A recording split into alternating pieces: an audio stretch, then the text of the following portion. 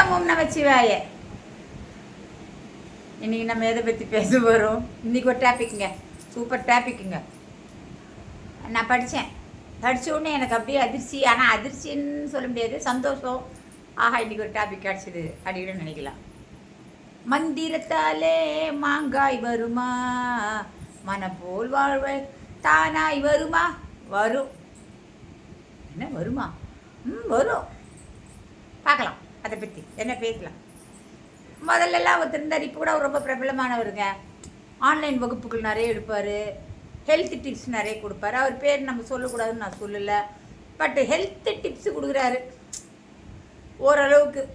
அதனால் அவர் ஆன்லைன் வகுப்புகள் எடுக்கிறாரு.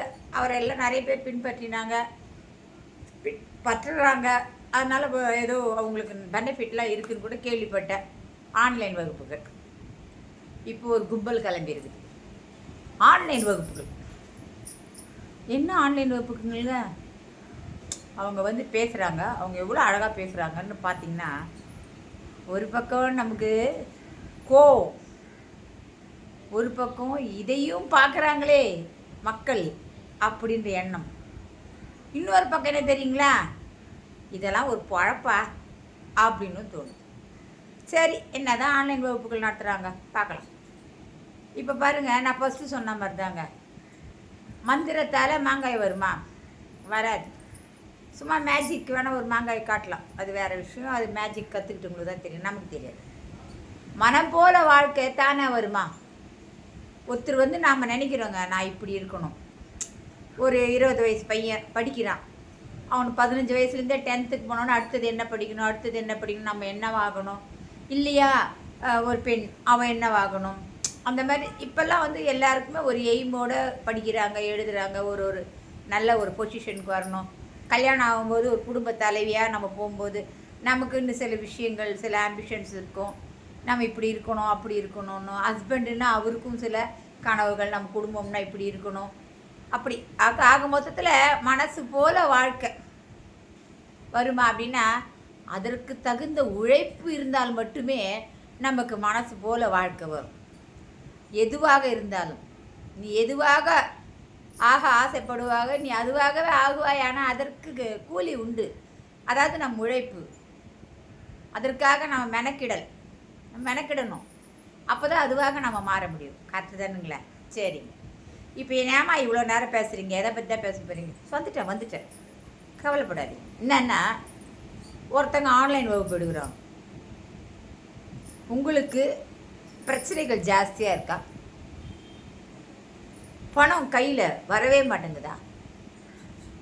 அப்படின்னா நீங்கள் இதை பண்ணிங்கன்னு வச்சுக்கோங்க. இது மூலியமாக உங்களுக்கு பணம் கொட்டும். சரி, என்ன பண்ண சொல்கிறாங்க? கிச்சனுக்கு நேராக போங்க.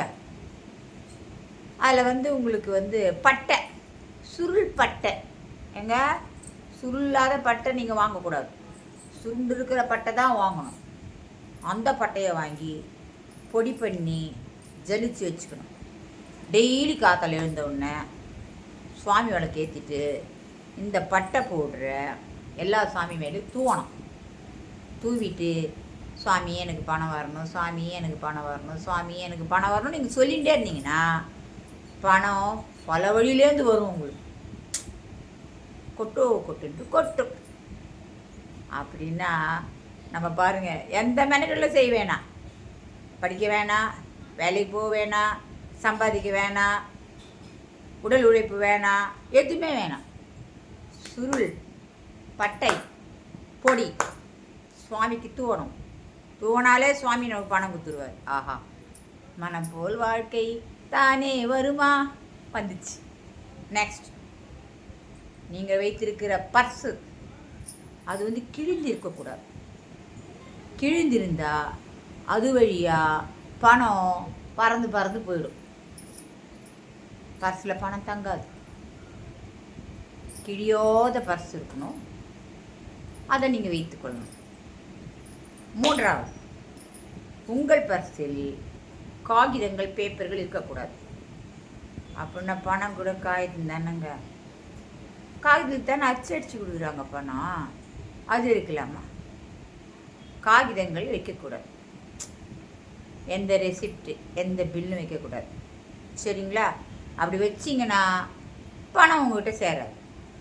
ஓகே. அதுக்கப்புறம் உங்களுக்கு ரொம்ப மன உளைச்சலாக இருக்குது, உடம்பு சரியில்லை, பல பிரச்சனைகளாக இருக்குன்னா நேராக கிச்சனுக்கு போங்க. கிராம்பு எடுங்க. கிராம்பு எடுத்து அதை பொடி பண்ணுங்க. பொடி பண்ணி உங்கள் உச்சந்தலையில் வச்சுக்கோங்க. டெய்லி உச்சந்தலையில் கிராம்பு பொடி வச்சிங்கன்னா மன உளைச்சல்லாம் உங்களுக்கு போயிடும். நீங்கள் ரொம்ப தெளிவாகிடுவீங்க. என்னங்க நீங்கள் என்னென்னவோ சொல்கிறீங்கன்னா? ஆமாங்க. அப்போல்லாம் ஒரு காலத்தில் நாங்கள் மந்திரம் செய்கிறோன்னு மந்திரவாதிங்க உட்காந்துருப்பாங்க. மந்திரத்தை செய்து கொடுக்குறோம், இது உங்களுக்கு பலிதம் ஆகிடும் அப்படின்னு சொல்லி மக்களை ஏமாற்றுறாங்களாம் ஒரு காலத்தில். அதெல்லாம் எவ்வளோ மக்கள் அப்போல்லாம் ஏமாந்து மந்திரம் செய்கிறேன் தந்திரம் செய்கிறேன்னு ஏமாந்தான். இப்போ ஆன்லைன் வகுப்பு ஆரம்பிச்சிருக்காங்க. தாந்திரீகம். திஸ் இஸ் கால்டு தாந்திரீகம். எது கால்டு? This is called. அதாவது சுருள்பட்டை பொடி பொடித்து தோறணும் சாமி மேலே, பணம் வரும். கிழிந்த பர்ஸுகளை வைத்துக்கொள்ளக்கூடாது. இது எல்லாருக்குமே தெரியும். கிழிஞ்சு போன பர்ஸ் யாராவது வச்சுப்பாங்களா? வச்சுக்க மாட்டோம். ஆனால் அது தாந்திரீகத்தில் அவங்க சொல்கிறாங்க. தாந்திரீகத்தில் பேப்பர் வைக்கக்கூடாது. நோட்டும் பண நோட்டும் பேப்பர் தான். பேப்பர் நோட்டு வச்சா அதில் பேப்பர்லாம் வைக்கக்கூடாது. அப்படியே புதுசாக இருக்கணும் பர்ஸு. அப்புறம் இப்போல்லாம் எவ்வளோ அக்கௌண்ட்டில் வச்சுருக்கீங்கன்றதெல்லாம் கணக்கு கிடையாது. உங்கள் பர்ஸில் நீங்கள் எவ்வளோ வச்சுருக்கீங்கன்றதான் கணக்கு. பணத்தை நீங்கள் வாங்கி வாங்கி பர்ஸில் சேமிக்கிறீர்கள். இதெல்லாம் அந்த தாந்திரிக கிளாஸில் சொல்கிறாங்க. நான் எல்லாத்தையுமே கவனித்தேன். அப்போது மனிதன் உழைக்க வேணாம். ஏன் எத்தனை பேர் இதுமாரி கிளம்பியிருக்கிறீங்க? தாந்திரிகம் என்ன தாந்திரிகம்? நீங்கள் வேலைக்கு போகாமல் உங்களால் 10 ரூபா கூட சம்பாதிக்க முடியாது. புரியுதுங்களா? சாமிகிட்ட போய் டெய்லி நீங்கள் விளக்கேற்றி நீங்கள் என்ன பொடி தூவினாலும், என்ன பொடி தூவுறீங்களோ அந்த ஸ்மெல்லில் வேணால் பாவம் சாமிக்கு இந்த மாதிரி மசாலா ஐட்டம்லாம், அதாவது நீங்கள் தின்றது பத்தாது. நீங்கள் தின்றீங்கல்ல மசாலா ஐட்டம் போட்டு அது பத்தாது. சாமி வேறு வர மசாலா தூவ ஆரம்பிச்சிட்டிங்க. கிராம்பு பொடி, பட்டை பொடி, வேறு என்னென்ன பொடி ரெடி பண்ணி வச்சுருக்கீங்கன்னு தெரியாது. இதெல்லாம் சாமி கேட்டாரா? அவருக்கு நீங்கள் தூவுனீங்கன்னா வேண்டினீங்கன்னா உடனே அவர் பணம் கொடுத்துருவாராம். ஏன்னா அவர் பேங்க் எங்கெங்கே திறந்து வச்சுருக்காரு தெரியல.